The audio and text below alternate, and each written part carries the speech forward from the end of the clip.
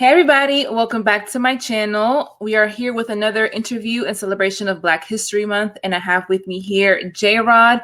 A lot of you guys already know who Jrod is. He's no stranger to my channel. So Jrod and I have collabed in the past and did a video on my channel. We also did a live stream on yours last year, right, months ago. Yeah, so Jrod and I have been really cool here on and off of YouTube for quite some time. So yeah, I'm glad and happy to have you here. Oh yeah, we got to meet up in Santo Domingo. That was pretty cool. Yes. Yeah. So if we're ever like back in DR at the same time, we definitely gotta do that again. And like if Made from Energy is still there. Well, her name is, she changed her name. Her name is right? Yeah. Something like that. Yeah. So that was definitely cool. That was a good experience being able to meet other YouTubers for the first time. And for it to be in DR, that was pretty cool. Absolutely. So Jrod, like I said, I know a lot of my audience already knows who you are, but for those who don't, would you just mind giving us a little brief overview of what your channel is about?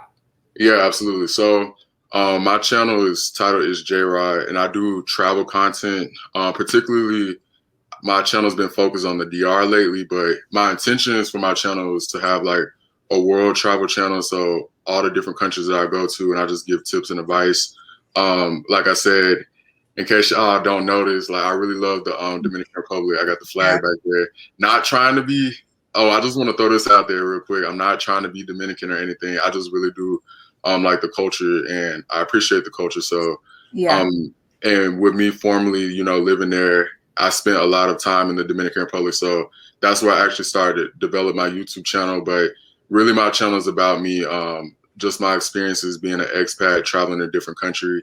I also give language tips for people who are trying to learn different languages because, I'm bilingual, technically trilingual. But so, yeah, that's pretty much what you get on my channel. And soon I'm actually going to start talking about how to make money within the Forex market. That's the foreign exchange currencies. So basically, I'm going to be teaching people how to trade currencies and make money. So that's what I want to bring to my channel.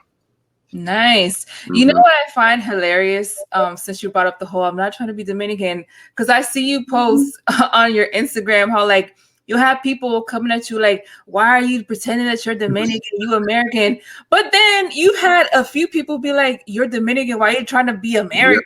Like that was the craziest thing when people said that I was pretending to be American. And I was like a Dominican, but I was trying to act like I was American. That's when I knew, like, like it's crazy. So it's like it's a lose-lose situation. Some people they say I'll try to be Dominican. Some are saying I'm going to be American. But no, it really is. I do enjoy the culture, and I spent a lot of time there, like I said. And so to have the flag up there, it just kind of reminds me of the times that I did have there. So Yeah, for sure. Yeah, I know that you've dealt with your fair share of trolls online. I've been witnessing it for the past. We've been going through it together. We've been like this, man, it's been how many years now? Well, this is going to be my 3rd year in August, I think. In the summer, it'll be 3 years for me. Yeah, that's me in the summer, 3 years. So we kind of started at the same time, too. Okay, We've been dealing with these trolls, man. I'm telling you, it's something about this country. It's just yes. I don't know what it is, but I feel like now we kind of veterans at it, and I know how to handle it. I don't think it really gets to me anymore. Right. Yeah. So we'll get back to your experience in DR, but first I wanted to talk about learning different languages. So you mentioned you speak multiple languages fluently, right? I think you're fluent in that you speak. So what are the languages that you're currently fluent in? Yeah, so English, Spanish, Korean, and then the one that I'm learning now is Portuguese. So that's like my 4th one. I say I want to learn about 5 before I'm 30, so I think I'm pretty close. I'm on number 4 now, but Korean and Spanish, those are like the strongest, and Portuguese, that's the one that, to be honest, is actually going pretty easy because since I already do speak Spanish, it's a lot of the vocabulary is similar, so it's been an easy transition. But those are the 4 that I know right now. Gotcha. So you said Korean has been going pretty well. Okay, I don't know why I always feel like that the Asian languages are like super difficult. Maybe because it's in characters and all that. But But have you found it to be relatively simple to learn? Yeah, Korean, very easy. Chinese, not Really? so much, because I did take Chinese in the university. Chinese, you got to remember everything. So it's not, in English, how we have like an alphabet Yeah. and you have the letters that make up the words. Well, in Chinese, it's not like that. So every character is a word and you have to remember it. So if that character is water and it's not like you can sound it out. But with Korean, they do have their own alphabet. It's called Hangul. And so basically, you can sound out the words just like how you would in English. But yeah, it wasn't too difficult. I think it was actually pretty easy to pick up onto Korean, but Chinese not so much. Okay. Interesting. Yeah. Okay. So what made you want to get into learning different languages? And I asked because I remember somebody saying not that long ago on one of my lives, I think it was, or maybe it was on a video, I don't know. But I remember hearing somebody say that Americans, we are among one of the countries in the world where people know the least amount of languages. Yeah. A lot of people go their whole life knowing English and that's it. The school systems here don't really place a lot of emphasis, I guess, on learning different languages. Like, sure, you can take Spanish or French or whatever in high school, but they're like elected. It's like you can take it if you want, but really there's not a lot of importance placed on that. Yeah. So what made you want to learn different languages, and is there a benefit that you've seen from learning them? All right, cool. So with me, I actually never had intentions of being bilingual. Like, if I talked about this on my channel, but in the beginning, I actually hated Spanish class. Like, I was terrible at it. I think my first test, I made like a 35 or something. Like, I just didn't. Yeah, I was not trying to learn Spanish at all. I felt like it was pointless. And I remember sitting in the classroom saying, like, I'm not moving to Mexico. What's the point of me, trying to learn Spanish? And then it's so funny now looking at me. I'm an expat in different countries, but well, I did actually become good at Spanish, and I was starting to make the best grades in the class. Like, I was making straight A's, and I really did start to grasp the language. And then once I did acquire Spanish from living in other countries, it was kind of like one of those things where you learn one, you want to learn another thing. So when I got to college, I was introduced to Korean because I went to an international school. So I was always surrounded by foreigners constantly, and I really adapted with the Korean culture. So it was just one of those things like, it's like a buffet. You can't go once. You just got to keep coming back. So I was like, man, I learned Spanish. I want to see what I could do next. And it's like my brain is it amazes me sometimes, like, not to sound, arrogant or anything, but just the ability to be able to communicate with other people. Like, I don't know. I just think it was always cool to me. So that's pretty much how I got into languages. Yeah. And see, I would like to learn other languages, but you always hear that it's so much easier as a child. Like, little kids especially, they pick up languages like this, but after a certain age, it's like it becomes more difficult. But do you feel like that has been your experience? In terms of learning language. Okay, so I definitely wish I would have learned it or took it more seriously younger. I feel like if I was like this determined now, like as a child, I definitely would have been amazing at so many more languages, I think. But I do think the older you get, it is a little bit hard, but I'm still relatively young. But one thing I will say, direct immersion, that's going to put you in the biggest advantage to learn a language. So if you're in a situation where you have to speak it, for example, living in another country or being in a friends group with people who only speak it, then you're going to have no choice but to learn. And I think that's the best way for an adult versus like them trying to sit in a classroom and, study flashcards and, grammar stuff. I don't think that's going to be the easiest way for an adult to learn. Yeah. No, you have a point about that. And I've heard other people say that too. And I've also witnessed that with my friend that I just interviewed the other day, Nisa. She went to DR with us multiple times, her and her sister, and they learned a lot of Spanish just being in DR. It's definitely a different experience, learning a language in a classroom versus actually going to the country, being immersed in a culture where everybody is speaking the language, all of the signs and everything is in that language. So it definitely like kind of forces you. Oh yeah, absolutely. Like me being on the island and you not having any English, no English speakers. And the person who I was living with actually did not speak English originally when I was in the Dominican Republic. The first person who I stayed with only spoke Creole and Spanish. Yeah. So it was just funny in the house, like Spanish was his second language and Spanish was my second language. So we're trying to communicate, in our terrible Spanish. And it was just, it was crazy. But yeah, definitely being in a country, you have no choice but to learn. Mm-hmm. Right. Now, as far as here in the United States, what would you say are some of the benefits to knowing multiple languages? Like, I think one of the obvious ones is when it comes to like the workforce. I do think there is some advantages to being like bilingual or whatever, especially in an area where there's a lot of, say, Spanish speakers. So what would you say are some of the benefits? Well, yeah, definitely the work place. Now I'm working in the hospital as a Spanish medical interpreter. So, I thought that was pretty cool. Not only am I utilizing it, but I'm actually getting paid for my skill, So the benefits from being bilingual it's amazing that the pay difference, if you can find a job that will compensate you for that.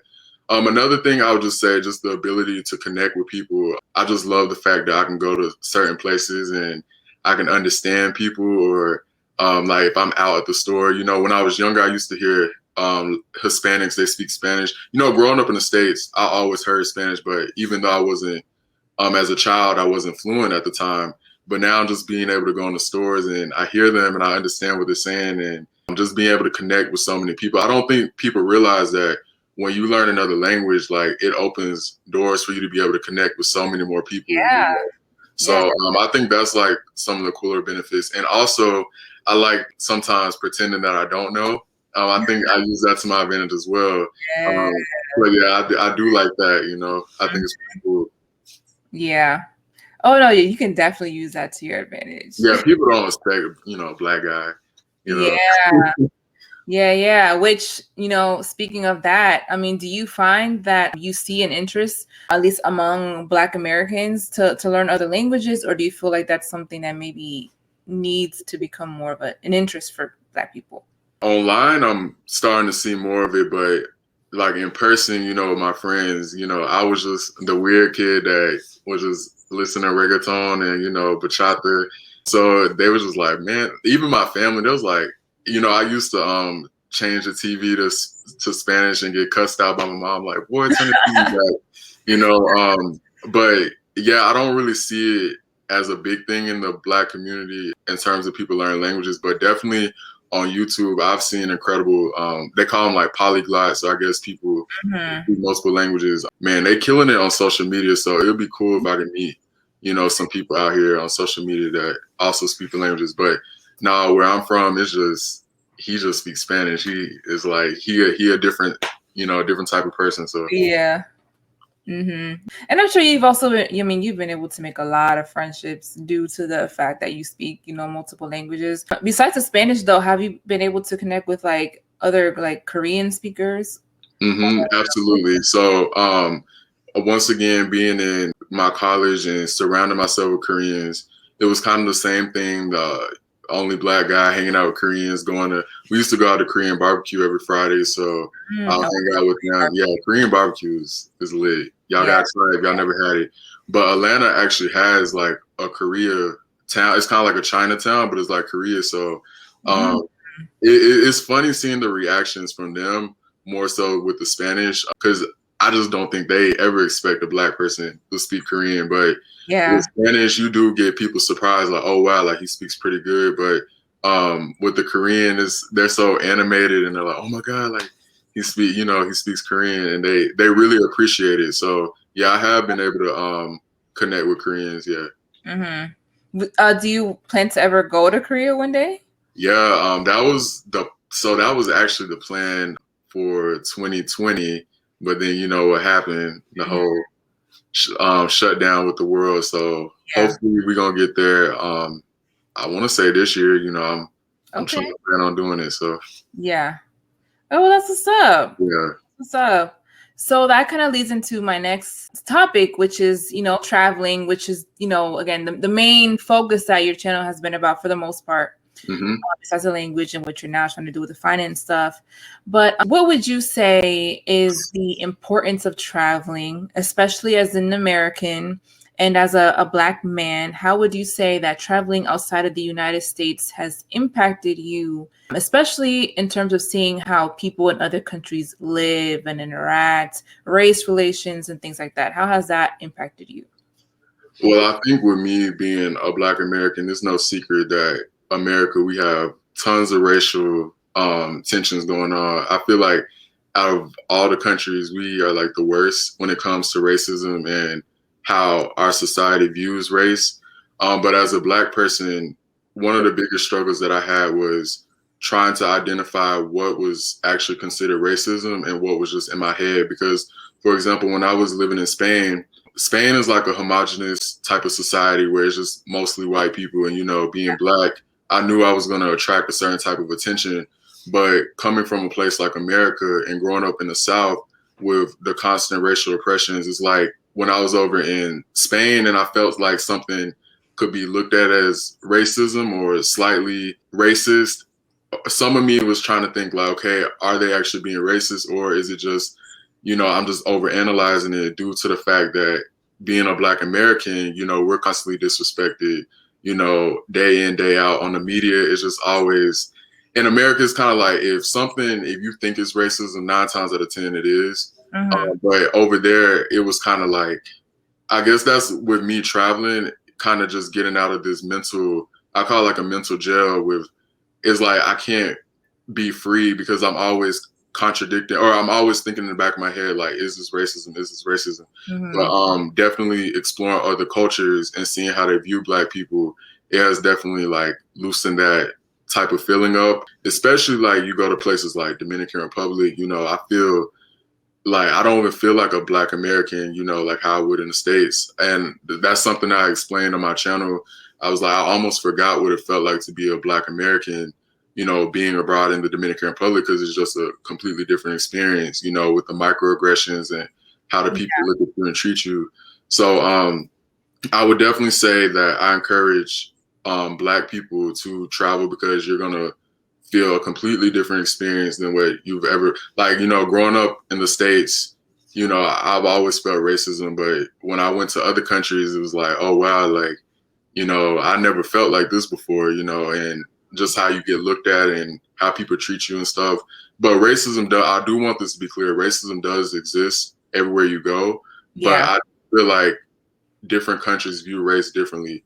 And another thing I would say is representation is important, because a lot of these people, going back to Spain, like, you know, I was living with a family, they never interacted with African Americans before. And so it's kind of cool for you to kind of, I guess, be their first experience with a particular race. And so that's why I tell people, like, if you're traveling, you know, try to be the best representation of who you can be, because a lot of times these people, they only judge you based off of what they see on the media. And to be honest, the media doesn't always positively represent Black people in the best way. So I think it's kind of cool that, like, I get to meet people and I'm like the first, you know, like the Black person they ever hung out with or really got to have interactions with. So I think that's pretty cool, being a Black person and traveling. Yeah, no, and you bring up a really good point, because like you said, for a lot of people abroad, I mean, they may be exposed to other types of Black people, but when it comes to Black Americans, I feel like y'all are really just broadcast to the whole world, whether it be in movies or by, you know, entertainers, because, you know, like I've mentioned in a previous interview, Black American culture is very influential around the whole world. So everybody's kind of like looking at y'all, you know, the most really out of all the different Black groups across the world. So yeah, people mostly base their judgments and make assumptions based off of what they see in the media. So if they're seeing a lot of negative portrayals of Black Americans, of course they're gonna think that's how all Black people. But like you said, that's why it is very important when traveling abroad to represent not just yourself, but also your people in the best way. Because you could be that one person to change this person over here's mindset as far as what they think of a particular community. So it's good that you've been able to do that for people. But I did want to ask specifically about your experience in Spain, even though you kind of already answered that. But what did you think about the country in general? And what did you think about the culture and the people? How did you like being in Europe in general? Okay. So when I had lived in Spain, it was right after me living abroad in the Dominican Republic. So I already was kind of playing the comparison game in my head. And that's something that I kind of wish I went to Spain first, because I'm sorry, the DR is lit. It's turned. So Yeah. if y'all follow me, y'all know I'm a party boy and I'm always in the club and stuff. So but when I did go to Spain, I was kind of, it was a different vibe. It reminded me of America in many ways, but very clean. Like the streets and the architecture was, man, it was out of this world. Like it's definitely a beautiful place. Now, when it came down to the people were friendly. But once again, being the only Black person in like a 10 square mile radius, it did kind of make me feel like a little abnormal at times, you know. And once again, I was talking to you earlier saying how you kind of have this mental thing in your head, like, is it racism? Is it racism? Or is it just people being genuinely curious? Now, what I will say, the younger generation was more open and accepting towards I guess, like other races. But when it came to the older people, I noticed that you did get the looks and you got the stares that it just, you know, you didn't feel like you, I guess, were wanted or belong. And then partially that had to do with the neighborhood I was living in. I was living in like a very, very, very rich neighborhood. I was living with a family. They were like millionaires. So, you know, they weren't used to seeing a Black guy walking around the street and, you know, being around like just on the block. That just wasn't something that they were used to. So that, once again, is it racism or is it just me, you know, overanalyzing? That's the constant theme with travel that I'm kind of dealing with. And I feel like I have been overcoming it a little bit, but I still do struggle with it to this day. But in Spain, overall, I mean, it was a cool place, beautiful country. The food was really nice. The people were friendly. It's not necessarily somewhere I would want to live, though, because I do like being around my people. But if it's just like a quick getaway vacation and you just want to take some nice pictures, then yeah, I like it. Okay. And what part of Spain were you in again? Madrid, yeah. So that's like the capital. That's like right? dead in the center. Yeah. Okay. I actually want to go to Barcelona. They say it's a little bit more diversity over there, so I do want to try Barcelona. But I feel like a few years back I used to give Spain a bad rep. Like I actually made a video. It was like Black in Spain, and I was kind of going. Yeah, and I was just kind of going off about my experience. But as I've gotten older and I guess kind of processed, you know, what actually was going on when I was over there, I do kind of feel like maybe I was a little bit hard on Spain in terms of like the racist type of things, because I don't think necessarily everything was racist. Like, especially when people would stare at you. I mean, I'm 6'4", like I'm a tall Black dude, you know, speaking English, you know, people, they're going to look at you, but yeah, I'm not going to say that it wasn't experiences where people, you know, acted funny towards Black people, because it absolutely was on several occasions. But I will give Spain I'll kind of dial back a little bit on how I treated it a few years back. I think I was just really pissed. And then I had like a crazy situation. I was living with this family and everything just went wrong. So I think that was another reason why I kind of had like a bad experience. But yeah, I'll give it another shot though. Not Madrid, but Barcelona. Okay. All right. So I asked what part you're in because I keep hearing that they've had a lot of immigrants coming into the country. So I would expect that certain areas are more diverse than others. And plus, I know there's a lot of Dominicans in Spain too. Did you come across them? Oh yeah, absolutely. Because when I tell you I was homesick, like the DR was like everything for me. So when I was in Spain, they had like this area called Cuatro Caminos, and it's like basically a little I guess like a Chinatown, but Dominican version. So it's just a whole block of just Dominicans. And that's actually where I was getting my hair cut, because in Spain, I didn't know how to cut my hair, but Dominicans did. So they had all the restaurants. I just used to hang out on the block with them. But I will say this, though, the Dominicans were a little bit different in Spain, though. You know how we got like Americanized Dominicans? Well, they kind of had like the Spaniardized, Oh, Dominican. So it was a different experience. how do And they act?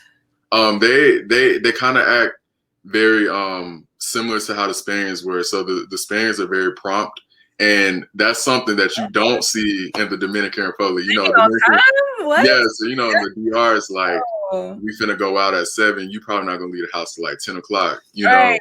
So over there is like everything is prompt and on time, and even the way that they eat their food is different. Like I remember I was in Spain, I was trying to eat chicken with like my hands, but over there they use like the knife and the fork, and I don't know, it was kind of weird. So it was like I was with Dominicans, but it was just a different version of them, you know. But yeah, it Interesting. was cool though. They were pretty nice, and they still keep their culture though. That's one thing I will say about Dominicans, that they definitely are a tight knit community. So you know, I listened to the bachata, the merengue, and you know, it was pretty cool. Yeah. Okay. Nice, nice. Yeah, I don't know if I'll ever go to Europe. I wouldn't mind. I'm just really against long flights. Oh man. You know, for me, I find the 4.5 hours it takes me to get to DR like long as hell. So I couldn't imagine flying across the ocean to, you know, Europe or like Africa, even though I'd like to go to both continents. But yeah, I mean, definitely Spain. I wouldn't mind going to Spain. I would feel more comfortable, I think, just because I know the language already. So I wouldn't feel as intimidated going there. But yeah, we'll see if I ever make my way over Yeah, there. I think you should give it a shot. Like I said, I wouldn't live there, but definitely for a vacation and the sightsee. They got a lot of historical things. I know you into history, so the churches are beautiful. There are like tons of history in Spain, so it's a really cool place. Yeah. Okay.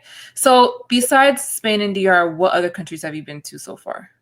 Okay, let's see. I've been to Mexico. I've been to Bahamas, the UK. I've been to Puerto Rico. I've been in Costa Rica.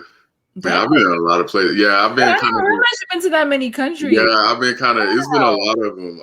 And it's funny because I don't on my channel. I think the only ones I broadcasted was Spain and Dominican Republic.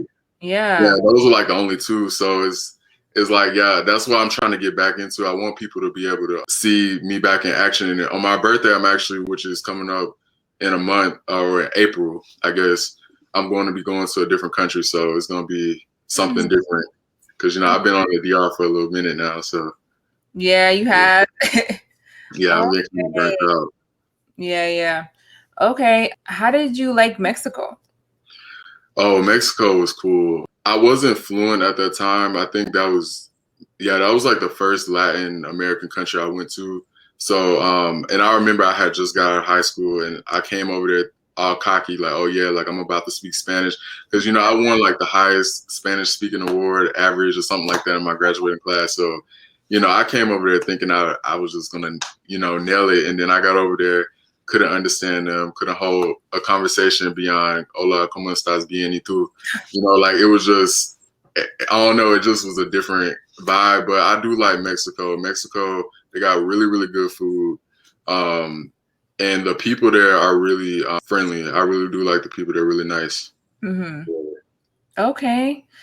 So something I wanted to ask. So something I've heard a lot of people say, and some Black Americans actually too, is that you don't realize how American you are until you actually leave the US.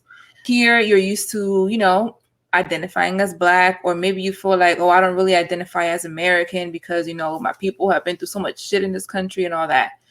But once you leave, it's like you realize, like, oh, people actually, even regardless of the fact that I'm Black, they look at me as American before anything else. So has that been your experience? Like, do you find that to be true? Yeah, especially in Latin America, when I travel down there, it's funny because like I don't feel like they could care less about me being Black or white or whatever. But if you speak English, you automatically are like a gringo, I guess.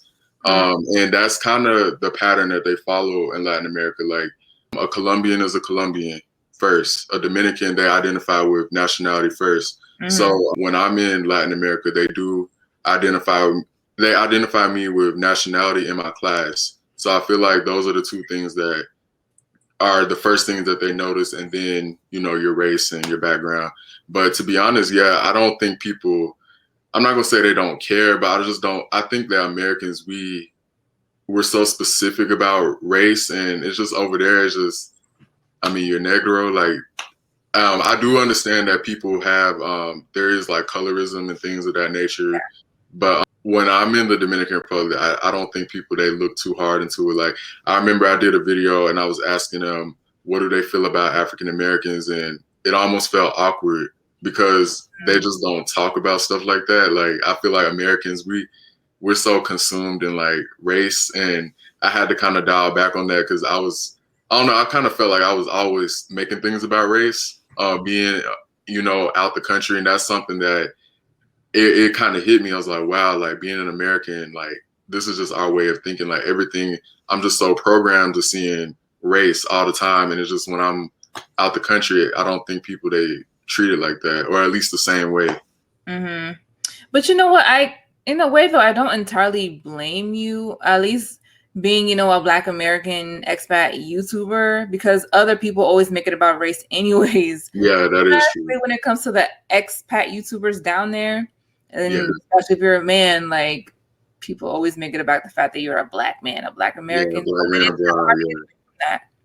And yeah, I mean the expat community, at least the one down there, the YouTube expat community is, it's quite a lot of drama. Yeah. Drama, so you know, so and you kind of get pulled into things unintentionally, and you know, that's kind of I guess a downside with, I don't know what it is, but like I see other content creators of other races, and I don't think they go through nearly as much as like the Black content creators.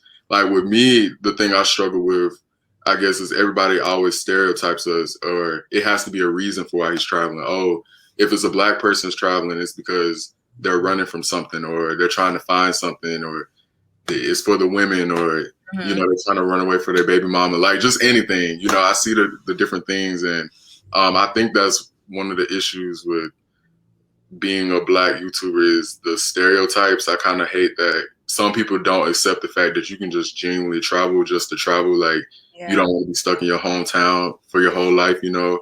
But there are some people out there that they just don't believe that. Like when I try to tell them that I just travel for the culture and to get the experience, you know, some people, they ain't buying it. They're like, nah, like it's definitely a hidden motive behind it. But yeah, I mean, hey, even in the time that I've known you, I mean, there were a few occasions I kind of had to defend you too, because I had a few people coming at me like, why are you associating with him? yeah. You know how the expats down there, all they want to do is exploit the Dominican women, blah, blah, blah. And I was like, yo, Jrod ain't like that. Yeah. Like, not every single Black man that goes to DR is just for that. Like, yes, there are those that are. We can't, I'm not even going to deny it. Yes, there is. And they put it on Front Street for everybody to see. But it's not everybody. So, yeah, the stereotyping is definitely an issue. So I'm sure you've answered this before on your channel at some point. But again, for anybody that may not already know, so going to DR for the first time, what were some of the biggest differences that you noticed, and what were some of the biggest culture shocks for you? All right, so the biggest differences I noticed were, for one, just I guess like the sudden realization that I'm not in America, and the things that I'm used to having, like hot water, you know, the power always running, just like simple things like that. It was just kind of like, dang, like I really took this stuff for granted. I guess biggest culture shock for me is definitely the people. Like I was not expecting Dominican Republic to be the way that it was. I thought it was going to be like a really conservative, quiet type of, yeah, that's how I envisioned it. And so when I got there, I was like, whoa, like, you know, like these people there, they lit, you know. So yeah, that was like my first thing. And definitely how big the country is. I don't think people realize how huge the DR is. Like when you're in the plane, yeah, like you can see like the mountains and the tree. Like it's crazy. Like I'm just thinking like a small little island. So definitely that. Oh, and the Spanish was a huge culture shock. Like I was not ready for that. And, like, anything I learned in school, learn. Like even the native, like even my friends, because I got friends from Venezuela, and even them, they're like, I can't understand them sometimes. Like it's just a different slang. So yeah, those were some of the biggest things for me. And definitely the heat, the humidity. That was Oh yeah. yeah. I knew I was on the island at that point when I first went. Like you can feel it, you know, like when you get off the plane and you The like humidity hits you right away. yeah, as soon as you walk off the plane, you can feel the heat in the little tunnel. But yeah. Yeah. And you usually stay mostly in Santo Domingo when you're down there. Yeah, that's like my hub, Santo Domingo, and then I kind of bounce around as I go. But like everybody, like my friends and my peoples, they stay in Santo Domingo. Mm-hmm. Outside of Santo Domingo, where else have you gone that you really enjoyed in DR? Well, I've pretty much been to every city in the Dominican Republic, like hit or miss with a campo. Like I've been to all the big major ones. I didn't necessarily stop in every little, you know, campo, but a lot that I did enjoy. I did like Bonao. I really liked that place. Mm-hmm. Hardabacoa, that was pretty nice. And also Las Terrenas is really, really beautiful. Yeah, I've been to Las Terrenas, super nice. Yeah, very, very beautiful. But yeah, Santiago is kind of like a chill version of Santo Domingo, but I know a couple of people out there, but yeah, I done kind of bounced around the whole island. So while being down there, I'm sure you've also met people of other countries too. Like, have you also been able to meet other Americans while you're down there? And I'm sure you've met like Europeans and other people as well, right? Like tourists and stuff. Yeah. So now, when I was in Santo Domingo, living in Santo Domingo, I didn't see any Americans unless I was in Colonial Zone. That was like the only time I ever could hear English like from an American. But when you go like to the coast areas like Punta Cana or Sosua, Cabarete, like up on the North Coast, you're definitely gonna see like a lot of Canadians, a lot of Europeans. So yeah, I have met and connected with some up there. But for me, I intentionally was trying to stay away from the, I guess, other expats because I was really trying to immerse myself with like the culture and the people to learn. Because I came down there for Spanish, essentially. Yeah. So I knew being with them, I was going to speak English. But after I did acquire the language, you know, I did meet up with some other expats. And yeah, they were pretty cool. Mm-hmm. Have you came across any white Americans? And I asked this because I've also heard some people say that sometimes Black and white people don't realize that they kind of have like a shared identity until they're outside of the US and like they're in a country where everybody speaks a different language, nobody's American. When you finally spot another American, even if they're white, it's kind of like, hey, another American. Yeah, it's definitely that unity that you get, that sudden realization that, I don't know, it's that feeling you get when you meet somebody.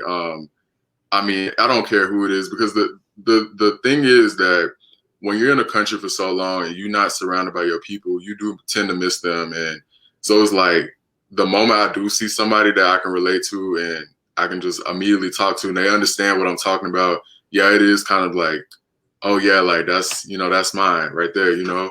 Yeah. But I have met a couple of, it's like I said, it's mostly in the tourist areas, not so much in the city, but on the coast and stuff. I have met and have conversations with a few Americans. And it's interesting to hear everybody's backstory because everybody has different reasons for why they're there. So I think that's pretty cool. Yeah. Okay, that's what's up. Okay, so you are actually planning on moving to DR. Now, I know those particular plans were affected or kind of set back because, you know, the pandemic and everything, but you are still planning on eventually coming back, there, right? Mm-hmm. Yeah, so yeah, I was supposed to do it last fall. Then they did stuff with the curfew, and DR been on a curfew for basically a whole year. They've just been modifying it. Then I was gonna do it in December, but my friends ended up telling me, they were like, "No, you need to wait." And then literally 2 weeks after that, they changed the curfew. It was like 12 p.m. on Saturdays or something like that. I don't think it's like that anymore, but they changed it back. But I kind of just want to wait till this whole curfew thing kind of dies down, or at least it's in a reasonable amount of time, because, you know, I kind of like being in America. I know if you follow me on Instagram, I'm always out at nighttime, like going to the room and going out to the different parties and stuff. So I mean, I always see memes about Atlanta, like yeah. Miss Atlanta, like what's going on? Yeah, Atlanta, they couldn't even get locked down for a month. Like it was just, yeah. So I'm always on the go, and I don't think I'm ready for that. To come to a country and you got to be on these restrictions, sitting there. But what I'm gonna do in the meantime is just travel to other places and make content. But yeah, eventually I do plan on moving back. Gotcha. So while you're down there, because I think that like the main question a lot of people have when considering moving to another country or specifically to DR is how would you make money? How are you going to survive? What source of income will you have? So when it comes to that, do you have a plan yet or? Yeah. Okay. So when it comes to income, I'm in the Forex market, foreign exchange market. So I've been trading. That's actually what I've been doing on the side. I just haven't been making any videos about it on my channel yet. But that's gonna be like my main, I guess, bread and butter. And then YouTube, I mean, YouTube is just a side hustle. It ain't really there are some YouTubers who do make a lot of money, but for me, it's just kind of always been like a side thing. Also, I did go to school for special effects, so I do want to work with like other Dembo artists and edit music videos and stuff like that. So I've been talking to producers down there, and Really? I've been talking to a lot of people. Yeah, I got some connections down there, so I'm gonna be helping out with like the videos and stuff. Oh, that's really cool. Yeah, I see it. I don't listen to a whole lot of them, but I do occasionally watch the music videos, and they seem to kind of repetitive, to be honest. It's always like a bunch of them on a street intersection, like 50 just kind of, it's like, all right, I mean, can we switch up the video idea? Yeah, so hopefully I can come in there and, give a little American twist to it. I don't know, we'll see.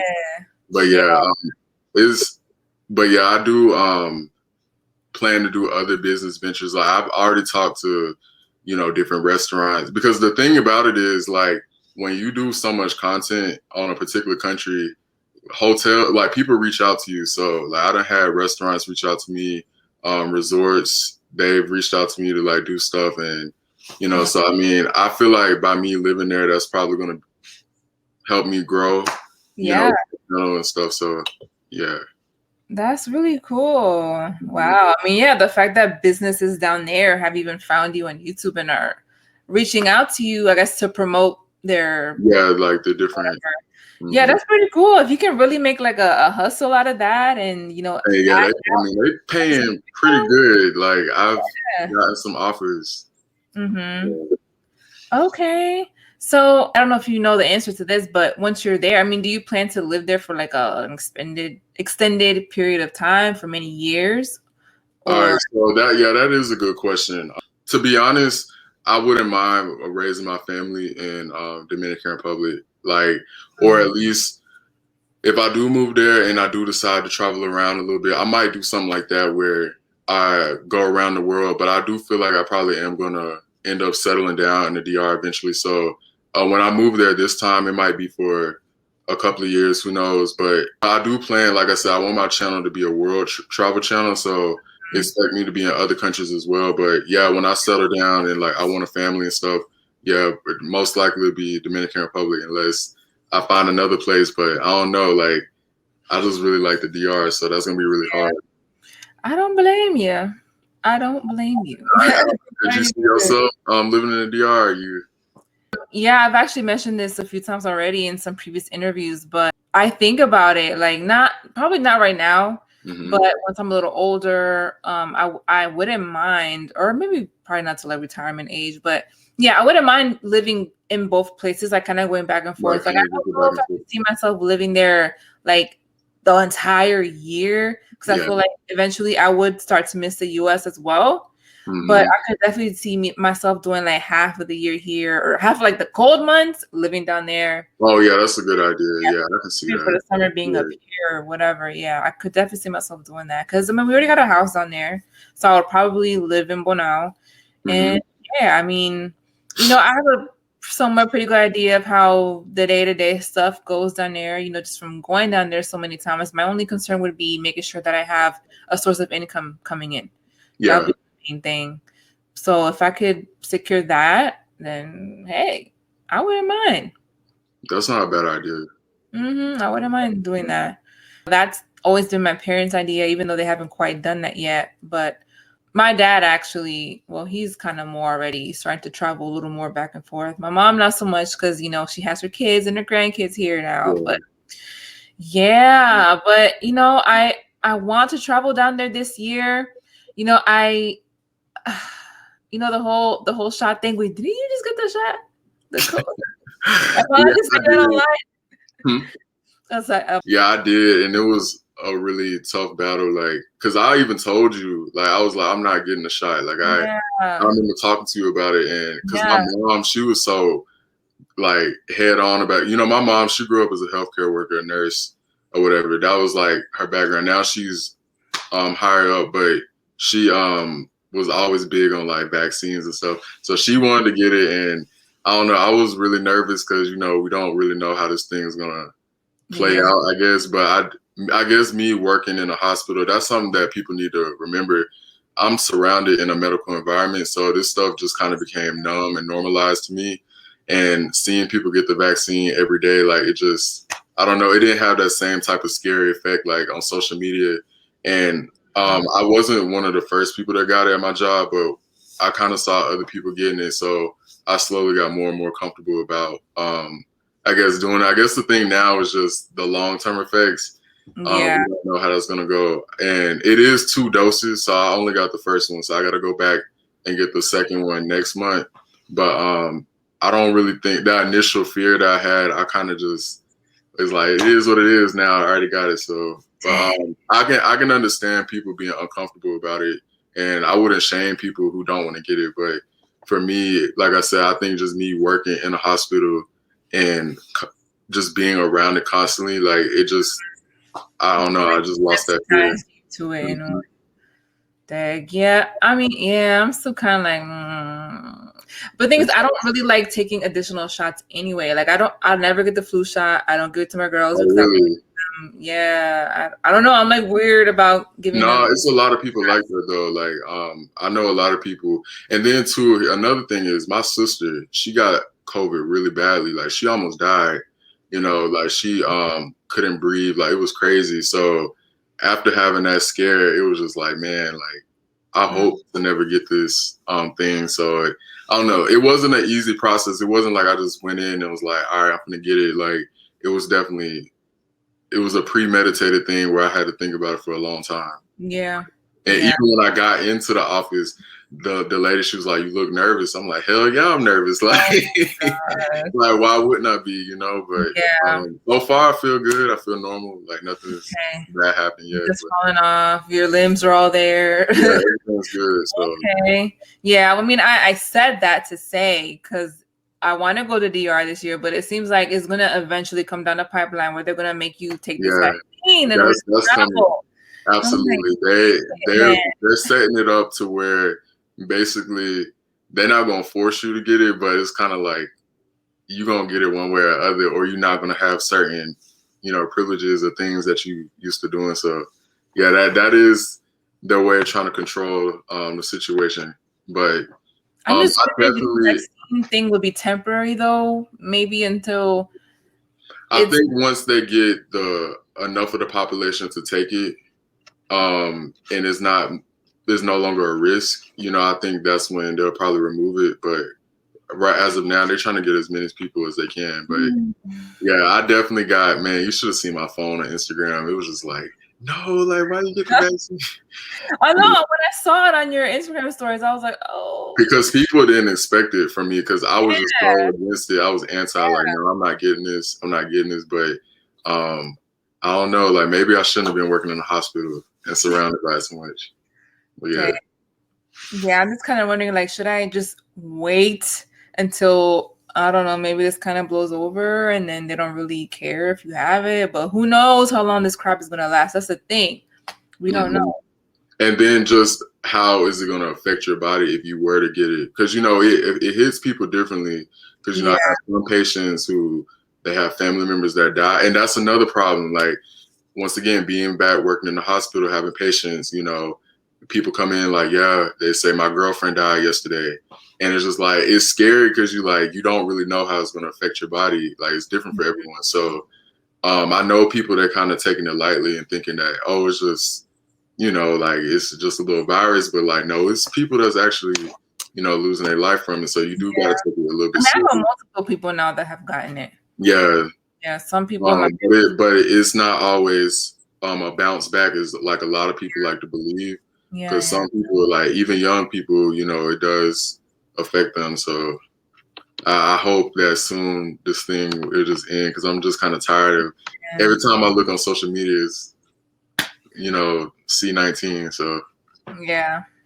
Well, we'll see. I mean, I am gonna try as much as I can to have to avoid taking it and I don't want to give it to my daughters either. Like I really don't.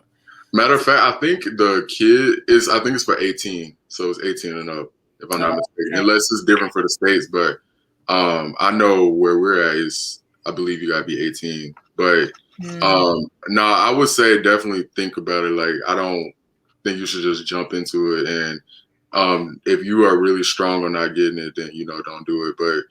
But for me, I'm kind of a guy off of logical and logic and reasoning, and like just from being there and researching about it and seeing it, you know, and how it's affected other people, that kind of like gave me my decision on how I was going to take it. But it wasn't, like I said, it wasn't like an overnight thing where, all right, signing the papers, I'm going to get it. Like it about took me almost 4 hours just to get the shot. Like when I actually was in the waiting room, yeah, I was contemplating. Wow. Yeah, like it was a real big thing. Yeah, so well, I don't know. I might just have to forfeit traveling for another year or so, which would really suck. I miss going. I'm a travel YouTuber, so it's like, man, struggling. Man, that was the 2020. Just sitting in my bedroom and just making travel content. It's like, how are you a travel YouTuber, but you right? So I know my subscribers. They're tired of me just sitting here talking about it. You know, they want to see something. So, but yeah, pretty soon, like I said, April. Y'all gonna see something new, and I think people gonna enjoy it. Okay. Good. Well, yeah, that'll be a nice little shift for your channel, you know. So we'll definitely be on the lookout for that. Well, Jrod, those are pretty much all my questions. I don't know if you had anything else you wanted to add or say before we end. Yeah, I would just say anybody who's thinking about traveling, I highly encourage you to do it. It's a life-changing experience. I know some people, they're afraid to do it, but I really do think that it'll give you a bigger perspective of the world if you just get out there and do it. And if you don't got a friend to go with, go alone. Like that's what I had to do. And especially people of color, I absolutely would encourage you to travel. And on my channel, my Instagram is Jrod600. And then my channel is It's Jrod, like that. And you can pretty much find me when you type in It's Jrod. Thank you for letting me come on your channel, and hopefully we can do an in-person collab. That would be pretty cool. But yeah, that's pretty much all I have. Yeah. All right. Yeah. So to everyone watching, I'll leave the links to Jrod's Instagram and his channel in the description box and in the pinned comments. Like this video if you haven't already. Subscribe to my channel, subscribe to Jrod's channel, and I'll check you all in my next video. Bye.